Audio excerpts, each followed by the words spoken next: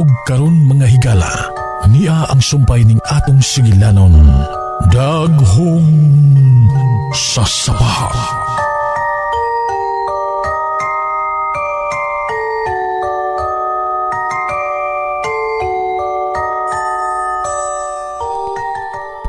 Ug niya ba? Kinsang bata nga imong nakita nga gipatay sa sapa? Oh, unsay? May bata nga gipatay sa kulto ma. O ginabay sa busay. Kinsa siya? Wa ko mahibaw na anang imo mga gipanulti. Naibaw ka ma. Kinahanglan hinumduman nimo ang kagahapon. Ang nahitabo sa busay, ang kulto, ug ang dakong bato. Ah! Hilom! Mama Mercy, Hilom na! Dili na ko gustong mahinumdum ni ini. Pero kinahanglan imo kinang hinumduman ma. Janet! Janet ang iyang pangan! Siya ang unang biktima sa mga demonyo! O sa demonyo ko ang amahan! Mga hayop sila! Ilang gipatay ang akong higala! Ilang gipatay si Janet! Mulangoy silang tanan sa impyerno! Mulangoy sila hangtod ang ilang sumusunod! Ang sibot imo ipasabot ma. Ang imong apuhan, wa siya kasing-kasing. Iyang gipagpatay ang akong mga suod nga higala. Iyang gipatay si Padre Ramon. Iyang gipatay sila si Josefa o Gador. Hayop siya! nahibaw ka ni ini, madam. Wala ing kriminal ni ining dapita. Gawa sa akong amahan o sa iyang giilang pare. Kinsa ang ilang pari, madam. Wa ko makailan ni ini. Pandemonyo siya! Mao nga! Nagipatay ko siya!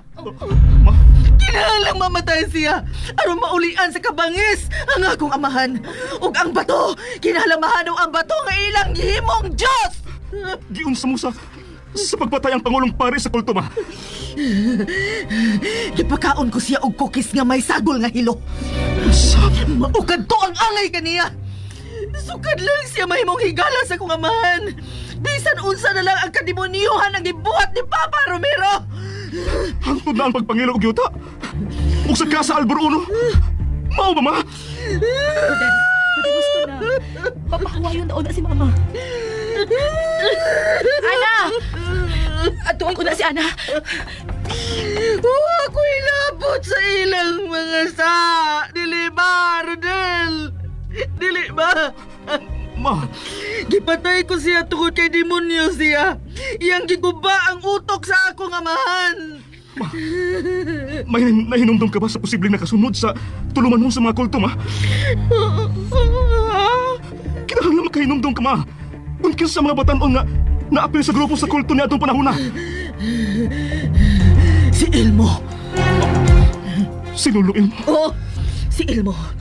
Kami ang mga bata ni atong panahon na. Ug kinsa pa ma? Si Liling. Sa apil ang apuhan nila ni Ana og Tarding sa grupo sa kulto. Kami ang mangulikta og donasyon ni atong panahon na. Ako, si Liling, ug si Elmo.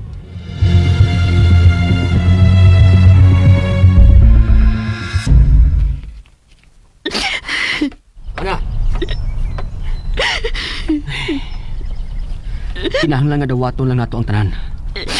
Sakit kayo una-unaon man ni Karding. Nagkaugaling kong agaw nila ni Mama magpapangipatay nila. Demonyo siya. Patay na siya. Ana, Karding. Ma'am, Ma'am Sabrina. Patay na kita yung among ginikanan. Ato na lang kining dawaton, Ana. Pero sakit kayo una-unaon, Ma'am. Nahibaw ko. Pero ayaw lang kasuko ni Mama Mercy. Biktima lang sad siya sa mga demonyo. kinahanglan mag-amping kita karon. Kung tinuod man gani nga, doon na pa'y sumusunod sa mga kulto nga nagtago lang indapita. Kinahanglan masakpan siya. Ang gusto kong makitaan, mao ang bato.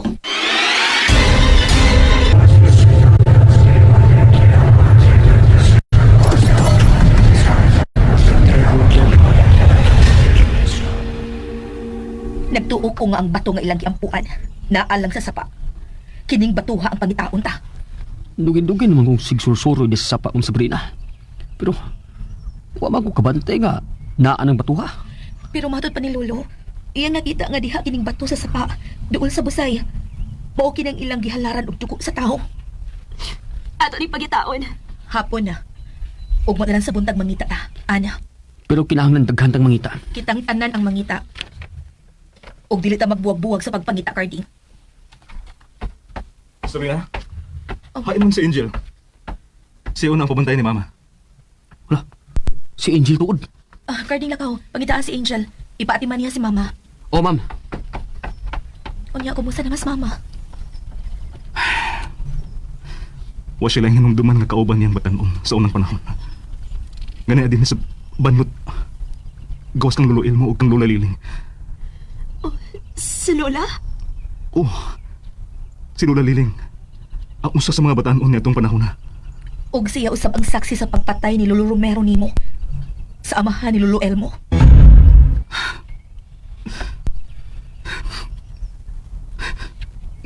Kung sa maling matanas mga taong akong kaliwat. Rodel, pahuway lang sa itong kwarto. Sige na. Kinahanglan ikasulti ko si Lula Liling. Mauban ko, Rodel. Ayaw. Kami lang sa kardingan mo ato sa bahay sa mga palasyo. Unsa? Pero, Mamiligro ka lang sa poder sa kaaway sa akong kaliwat. kanusaman mo maglakaw. Ugma sa kadlaw. Sige, Rodel. May usa ka kwarto dito nga. May suod nga kaban. Ug ang suod ini, imong mga gamit sa bata ka pa. Unsa? Gusto ko nga imong pangutan-on si Lula Liling. Kung anong kuha dito ang imong mga gamit sa bata ka pa. Dito ko makuha ang inyong retrato ni Papa. Ingon man ni Mama Mercy nimo. Gamay ka pa pero giwiris-wirisan ang imong naong. Buti pa sa bota. Nga doon ay wa makagusto ni mo, Sir Rodel. Sige. Ako nang tanawon.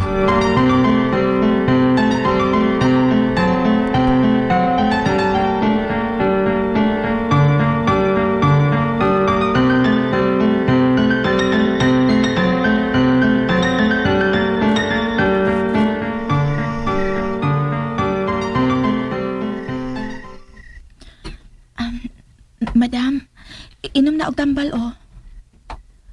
Kinsa ganito'y pangaan nimo? Kuan madam, Angel. Nalimot ka sa akong pangalan, madam? Oh, Angel na ituod. Nindot ang imong pangan.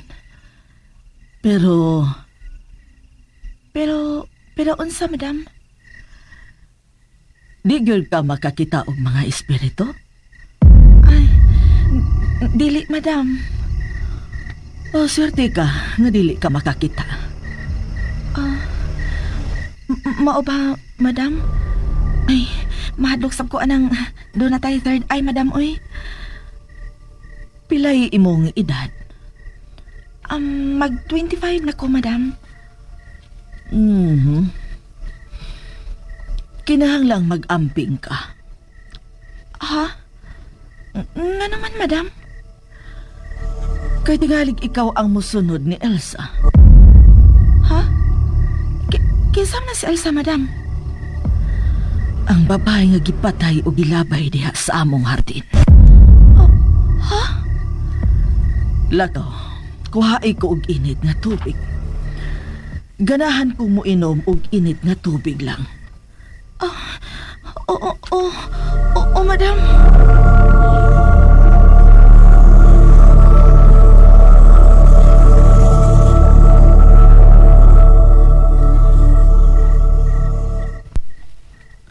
Sa itong lakaw, Makarding. asa man na, sir? Sa bahay sa mga palasyo. Sir Rodel, mamiligro ka kung matunog ka ni Adong Dapita. Pero di sa mahimong magpundo ko din hilo. Kinahanglan ikasulti ko si Lula Liling. Buhi si Lola Liling, lo. Ug may nahibaw-an sa sis na hitabo sa unang panahon. Isulti si Mama nga naa si Lula Liling. Ug ikaw sa panahon sa mga kulto ining dapita. Gusto kong mahibaw kung unsang iyang kasinatian bahin sa kultulo. Ako na sige pangutana, Ana Rodel. Unsa? Pasaylo ako nga. Wa ko manangit nimo nga mutunog pagbalik sa bahay sa palasyo. Samtang dito mo si mama sa ospital. Ayaw na nag-usba. Silo ako, Rodel. Excuse me. May thermos mo din sa initubig? Kana Angel. Sir Rodel, kuan ba? Or dili lang tingali ko magdugay din sir? Madlok man ko sa gipanulti sa imong mama, sir, oy. Kaya unsa nag-gisulti ni mama nimo? Miingon magod siya, sir, ba nga magbantay kuno ko kay basin ako kuno ang musunod ni Elsa.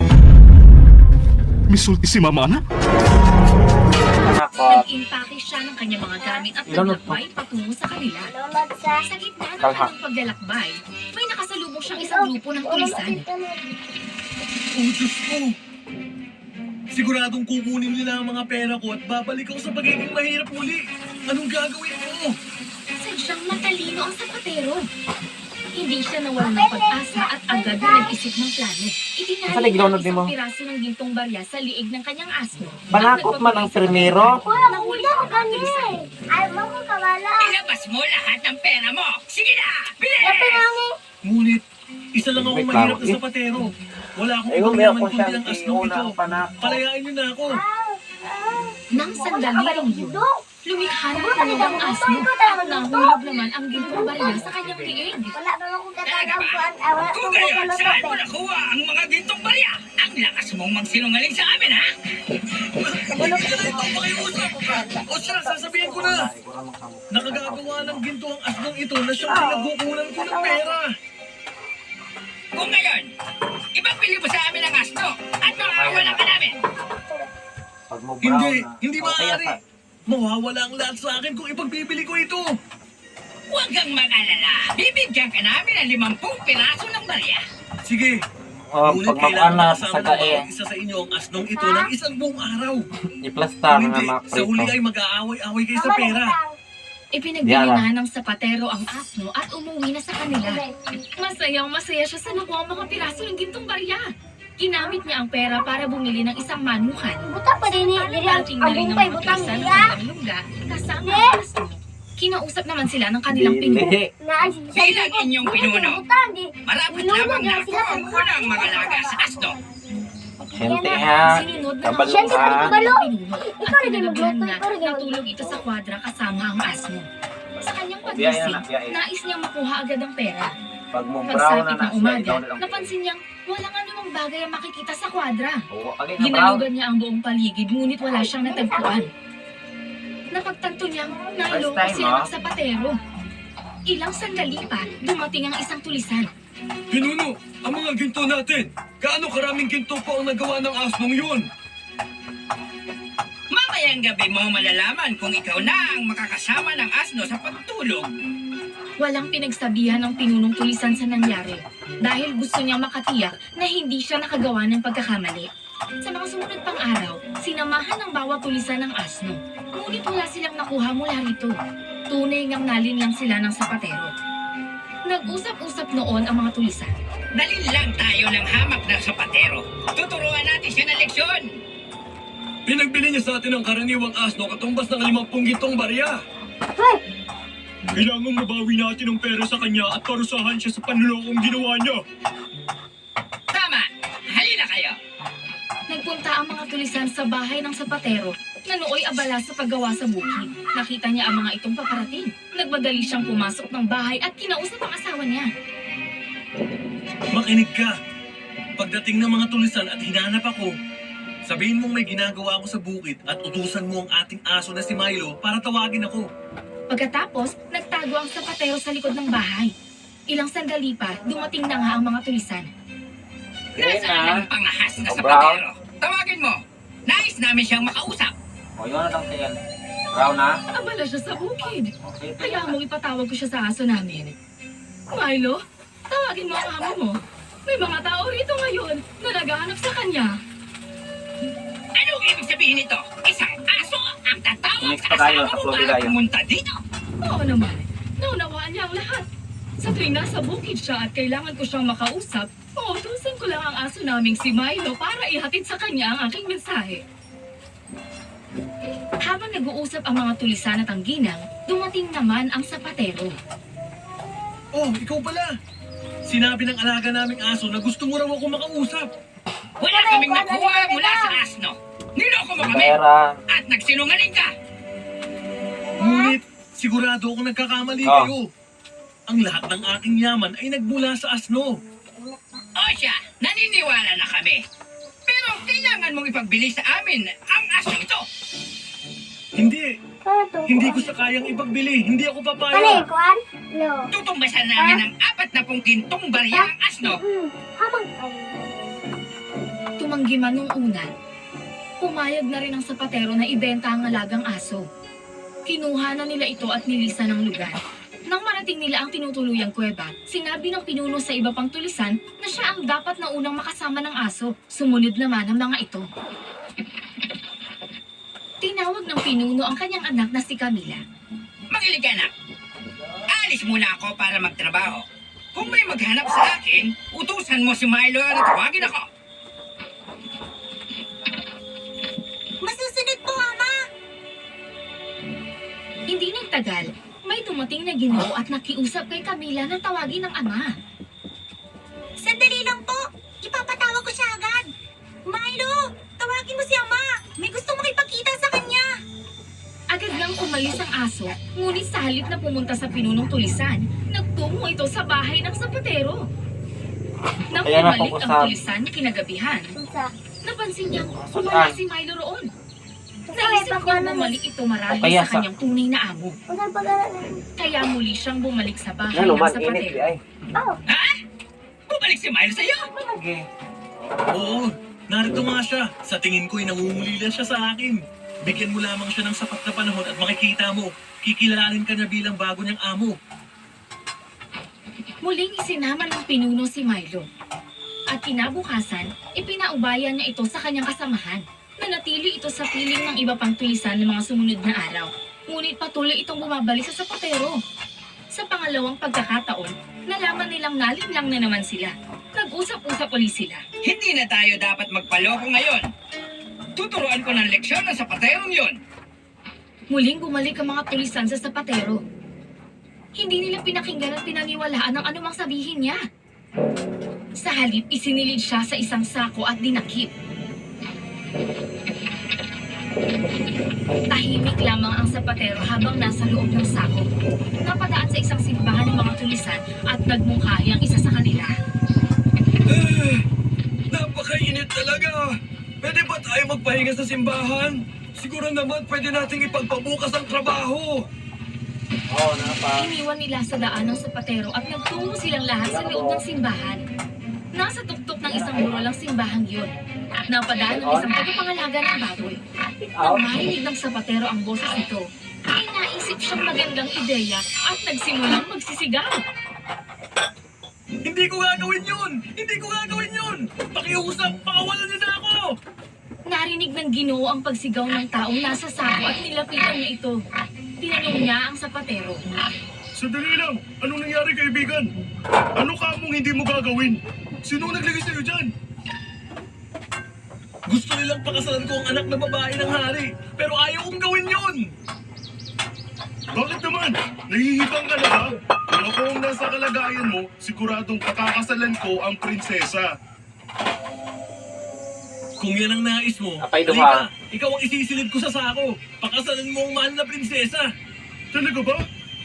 Duha na lang. Pero pakawalan mo muna ako. At tinulungan nga ng Ginoo ang sapaterong makalabas sa sako. Siya naman ang pumalit dito. Itinali ng sapatero ang sako at lumisan kasama ang mga baboy. Lumabas ng simbahan ng mga tulisan kinagabihan. Kinuha ang sako at umalis. Makinig kayo. Itatapon natin siya sa putikan nang matuto siya ng leksyon. Hinagis nila sa putikan ng inakala nilang sapatero at umalis agad. Sa gitna ng daan pabalik, nakasalubong nila ang sapatero at nagulat sila. Paano ka nakarating dito? May isang mahiwagang lugar sa ilalim ng putikan. Napakaraming ginturo at ang tagapangalaga ay ang mga baboy na to. Nakaalis ako roon sa tulong nila at nagdala ako ng mga piraso ng ginto. Sa katunayan ay babalik ako roon. Sandali. Dalhin mo kami sa lugar na yon. Binabalaan kita. Huwag mong hawakan ng mga ginto. Ngunit, Sumunod ka na lang. Sige, kung ito ang nais mo. Narating ng grupo ng tulisan ng lugar kasama ang sapatero. Kung gusto niyong makakuha ng ginto, kailangan niyong isilid ang sarili ninyo sa sako. Isinilid nga ng mga tulisan ng kanilang sarili sa sako. Itinapon silang lahat ng sapatero sa putikan at iniwan sila kasama ng mga baboy. Naloko na naman niya tayo! Hoy! Pakawalan mo kami! Hindi ka na namin gagapalain! Aray! Huwag mo kaming iwan dito! Pakiusap! Patuloy silang nagsisigaw habang masaya silang pinaglalaroan ng mga baboy. Pinagtawanan ng sapatero ang tagpong yun at bumalik na siya sa kanila. Mula noon, payapa at masaya na siyang nabuhay kasama ang kanyang asawa. Tawag dito, kaya nasa mga sabi. Bal. Sabal, nag dito. Ha? Nag dito. Ako kabag ka dyan, te. Ha? Nanara. Kwento ko ang bata. Ang berdeng pinto. May 100 taon na ang nakakalipas, may nakatirang batang babae na kung tawagin ay Leticia sa isang maliit na bayan sa Europa. Leticia, halika. Kunin mo ang iyong sopas. Sopas na may repolyo? Ayokong kainin yan. Ang gusto ko po ay apple stew o berry pudding. O parang ganon. Sigurado na hindi niya ito nagustuhan. Hindi nagustuhan ni Leticia ang mga ito. Walang naging maganda para sa kanya. Tingnan mo kung ano ang dala sa'yo ng iyong ama. Isang bagong damit. Nakakakilabot ang kulay. At wala itong kurbata. Wala rin itong bowtie o laso. Alam niyo po ba yung magandang gintong gown ni Laura na nakuha niya nung isang araw? Hindi niyo man lang ako mabigyan ng maganda. Leticia, ito ang bago mong kahon na may bagong lapis at isang panulat na may tinta. Ang kahon ay mukhang sobrang luma na. At napakasimple. At ang lalagyan ng tinta ay hindi ganong kalaki. At ang mga lapis ni Max ay mas maganda kaysa rito. May mga mukhang makikita rito. Hindi lang nagre-reklamo si Leticia sa kung anong meron siya. Nagre-reklamo rin siya sa mga kailangan niyang gawin. Leticia, napag-aralan mo na ba ang kabanata ng kasaysayan na sinabi ko sa'yo? Hindi ko gusto ang kasaysayan. Leticia, halika rito. Tuturuan kita kung paano mag-bake ng plum pie. Alam niyo naman pong ayokong magluto, Mama. Ang pagtayo sa mainit na kusina sa tapat ng mainit na oven ay di ko may tuturing na libangan. Saka, isang plum pie? Talaga po, hindi yan ang bagay na gusto ko. Siguro tiramisu?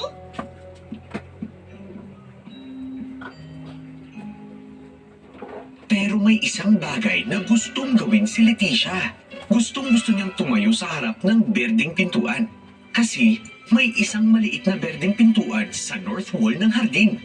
Napakaliit ng pintuan na tipong kailangan pang yumuko ng matanda para makapasok dito. Pero palagi itong nakakandado. Gustong-gustong pumasok ni Leticia para makita niya kung anong nasa kabilang panig ng pinto. Sinubukan niyang kumbinsihin ang mga magulang niya para buksan ito. Leticia, saan ka nagpunta? Mama, bakit ayaw niyo buksan ko ang berdeng pintuan? Leticia, maraming beses na nating napag-usapan ito na hindi ka pwedeng pumasok sa loob dahil ito ang makabubuti sa'yo. Ngayon, tapusin mo na yung agahan mo at tulungan mo akong linisin ang atik. Para maiba naman ang araw na yun, tinulungan ni Leticia ang kanyang ina. Habang hinahanap nila ang isang lumang aparador, nakakita sila ng isang lumang album. Binuksan niya ito. Mama, sino po ang mga ito na kasama ni na lolo at lola? Sila ang iyong dakilang lolo sa tuhod, si Lolo John Hopkins. Ito ang kanyang asawa na si Maria Hopkins. At ito naman ang kanyang anak na babae si Peggy Hopkins, ang iyong dakilang tiyahin. Habang tinitingnan ng kanyang ina ang album, napansin ni Leticia ang isang